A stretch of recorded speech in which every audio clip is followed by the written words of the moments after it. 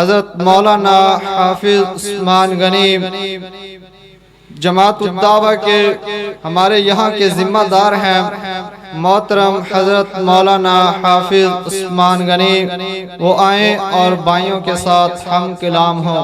السلام علیکم ورحمۃ اللہ وبرکاتہ۔ الحمد للہ نحمده ونستعینه ونستغفره ونعوذ باللہ من شرور انفسنا ومن سیئات اعمالنا، من يهده الله فلا مضل له ومن يضلل فلا هادي له، اشہد ان لا الہ الا اللہ وحدہ لا شریک له واشہد ان محمدا عبدہ ورسولہ۔ عزیز بھائیوں، بزرگوں، دوستوں، اللہ تبارک و تعالی کا بہت بڑا احسان اور فضل ہے کہ اس مالک نے مجھے اور آپ کو اپنے دین کو سمجھنے، سمجھانے اور اس پر عمل کرنے کی توفیق عطا فرمائی۔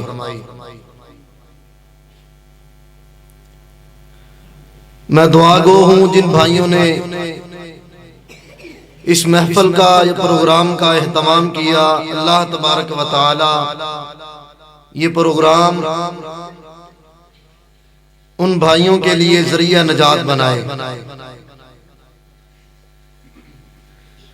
چند گزارشات کروں گا، علماء موجود ہیں،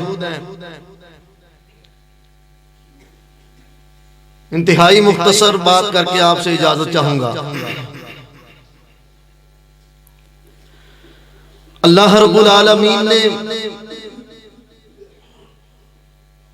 اس دنیا کے اندر مجھے اور آپ کو، ہمارے عزیزوں اقربا کو، رشتہ داروں کو، دوست احباب کو بے شمار انگنت اور لا تعداد نعمتوں کے ساتھ نوازا ہے۔ ہر نعمت کا بہت بڑا فائدہ ہے، الگ الگ ذائقہ اور مزہ ہے، الگ الگ لذت ہے،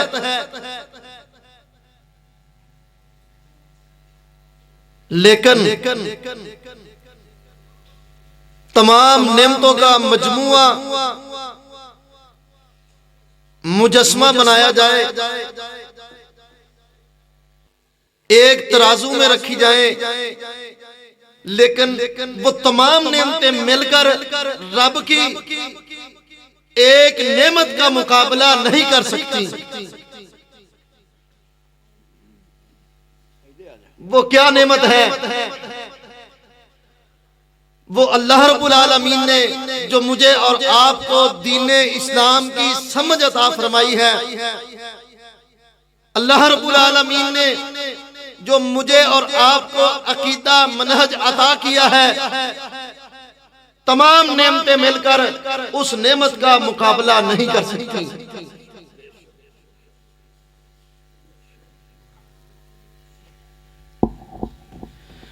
خالق کائنات نے کیا فرمایا؟ والذین کفروا اعمالهم کسراب بقیعۃ، ایمان والوں کے فضائل، مراتب، عظمت و شان و تقدس و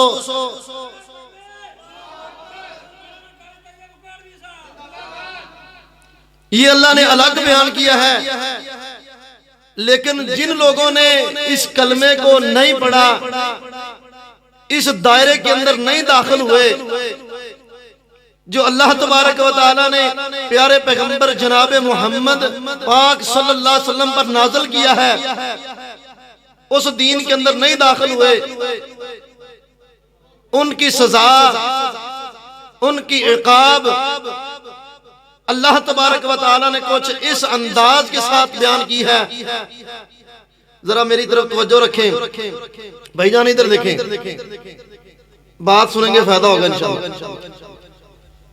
فرمایا کہ جن لوگوں نے اللہ کے دین کے ساتھ کفر کیا، نہیں مانا، نہیں تسلیم کیا، سورہ نور کی آیت نمبر 39 اور 40 ہے. دو مثالیں اللہ رب العالمین نے بیان کی. فرمایا نمبر 1، ان کی مثال، ان کے اعمال کی مثال ایسی ہے، پیاسا بندہ جا رہا ہے، گرمی کی شدت ہے، سورج قریب آیا ہوا ہے، پیاس اسے شدید لگی ہے، پانی کی تلاش کے اندر ہے، پانی تلاش کر رہا ہے، پانی کی بوند بوند کو ترس رہا ہے. اچانک اسے راستے پر جاتے ہوئے دور ایک سراب نظر آتا ہے. سراب کیا چیز ہے؟ گرمیوں کے اندر ہم سفر کرتے ہیں، سڑک کے اوپر، روڈ کے اوپر دور پانی نظر آتا ہے، اس کو سراب کہا جاتا ہے. اللہ نے اسے سراب کہا ہے. لیکن جب قریب جاتے ہیں وہ پانی نہیں ہوتا، وہ سڑک ہوتی ہے. اللہ رب العالمین نے فرمایا کہ کافروں کے اعمال کی مثال یہ ہے کہ دنیا کے اندر وہ بڑے بڑے کام کریں گے، فلاح و بہبود کے کام کریں گے، خدمت کے کام کریں گے، اپنی زبان کو بڑے ہی میٹھے انداز کے ساتھ پیش کریں گے. لیکن کل قیامت والے دن وہ اللہ کے ہاں جب پیش ہوں گے، ان کے اعمال کی مثال سراب کی ہوگی. دنیا کے اندر ان کی بڑی بڑی امیدیں وابستہ ہوں گی، لیکن اللہ کے ہاں ان کا اجر محفوظ نہیں ہوگا. دوسری مثال اللہ رب العالمین نے اسی آیت کے اگلی آیت کے اندر بیان فرمائی کہ جن لوگوں نے کفر کیا، دنیا کے اندر ان کی حالت کیا ہے. فرمایا سمندر ہے، سمندر کا پانی ہے، سمندر کی جو تہیں ہیں، پانی کی جو گہرائیاں ہیں، اس کے اندر اندھیرا ہے. فرمایا پھر اس کے اوپر پانی کی ایک موج ہو، پانی کی ایک تہ ہو، پھر اس کے بعد دوسری تہ ہو، پھر اس کے بعد سیاہ رنگ کے بادل ہوں، پھر اس کے بعد اللہ رب العالمین نے فرمایا کہ اندھیروں کی بہت بڑی تہ ہو، پھر اس کے بعد اندھیروں کی ایک اور بہت بڑی تہ ہو. اتنے زیادہ اندھیرے کہ بندہ ان اندھیروں کے اندر اپنا ہاتھ نکالے گا، بندے کو نظر نہیں آئے گا. وہ بندہ گمراہ ہے، اسے اپنا ہاتھ نظر نہیں آ رہا، اسے راستہ کیسے نظر آئے گا؟ ہاتھ نہیں دیکھ سکتا، راستہ کیسے دیکھے گا؟ اتنے اندھیروں کے اندر، سمندر کی تہوں میں، پھر اس کے بعد پانی کی بڑی بڑی موجیں، پانی کی بڑی بڑی لہریں، ٹنوں من پانی ہے، پھر اس کے بعد سیاہ رنگ کا بادل ہے، اور پھر اس کے بعد بادلوں کے اوپر بڑے بڑے اندھیروں کی دو تخیں ہیں. اتنا اندھیرا، فرمایا بندہ اپنا ہاتھ نکالتا ہے، ہاتھ نہیں نظر آئے گا. جس کو ہاتھ نظر نہیں آ رہا وہ راستہ کیسے تلاش کرے گا؟ کافر اس طرح اندھیروں کے اندر پھنسے ہیں، کفر کی نحوست کی وجہ سے، کفر کی بربادی کی وجہ سے. ان کو نہ دنیا کے اندر راستہ ملے گا، نہ آخرت کے اندر جنت کے اندر جانے کے لیے ان کو راستہ ملے گا. تیسری دلیل سیدنا معاویہ رضی اللہ تعالیٰ عنہ بیان کرتے ہیں. فرمایا ان اللہ لا يقبل توبۃ عبد اذا کفر بعد اسلامہ. فرمایا یہ اسلام اتنی بڑی نعمت مل جانے کے بعد جو بندہ اس کے بعد کفر کرتا ہے، ارتداد کا راستہ اختیار کرتا ہے، فرمایا اللہ اس کی توبہ قبول نہیں کرتا. یہ اسلام عزیز بھائیو جس کے آپ لوگ محبدار ہیں، جس کی تڑپ لے کے آپ احباب سردی کے اندر آئے ہیں، آپ نے بڑا اہتمام و انصرام کیا ہے. اللہ اپنی بارگاہ کے اندر قبول و منظور فرمائے. آخری حدیث بیان کر کے بات کو ختم کرتا ہوں.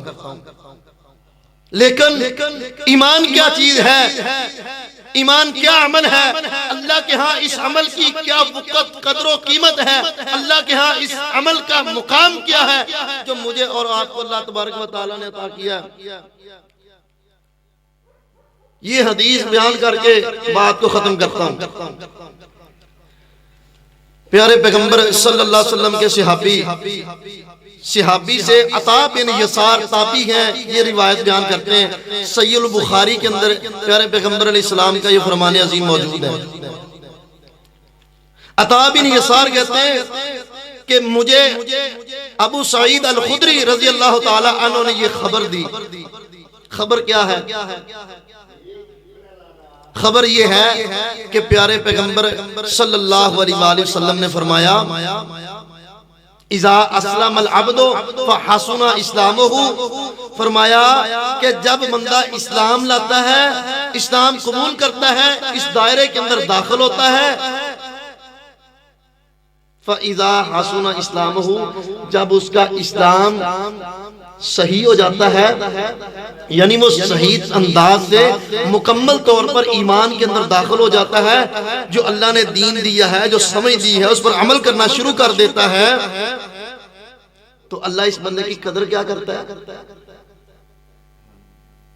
فرمایا کہ وَالْحَسَنَةُ بِعَشْرِ أَمْثَالِهَا إِلَىٰ 700، فرمایا بندہ ایک نیکی کرتا ہے، ایک نیکی کا کام کیا، اللہ رب العالمین اس بندے کے اخلاص کی وجہ سے، خالق کائنات اس بندے کے عمل کے اندر حسن اور محبت کی وجہ سے اللہ کیا کرتا ہے؟ ایک نیکی کے بدلے 10 سے لے کے 700 تک عطا کرتا ہے. یہ ایمان کی عظمت ہے، یہ اسلام کی عظمت ہے. فرمایا اگر اللہ کے اس بندے سے کوئی گناہ ہو جاتا ہے، اللہ ایک گناہ کے بدلے 2 گناہ نہیں لکھتا بلکہ 1 گناہ ہی لکھتا ہے. یہ دین اسلام ہے عزیز بھائیو، جو اللہ تبارک و تعالیٰ نے ہمیں عطا کیا ہے، جس کی نعمت اللہ نے ہم کو دی ہے، اللہ نے جس کا پروانہ ہمیں بنایا ہے، جس کا تابعدار بنایا ہے. میں اللہ رب العالمین سے دعا کرتا ہوں اللہ رب العالمین ہم سب کو سمجھنے عمل کرنے کی توفیق عطا فرمائے. سبحان ربک رب العزت عما یصفون وسلام علی المرسلین والحمد للہ رب العالمین.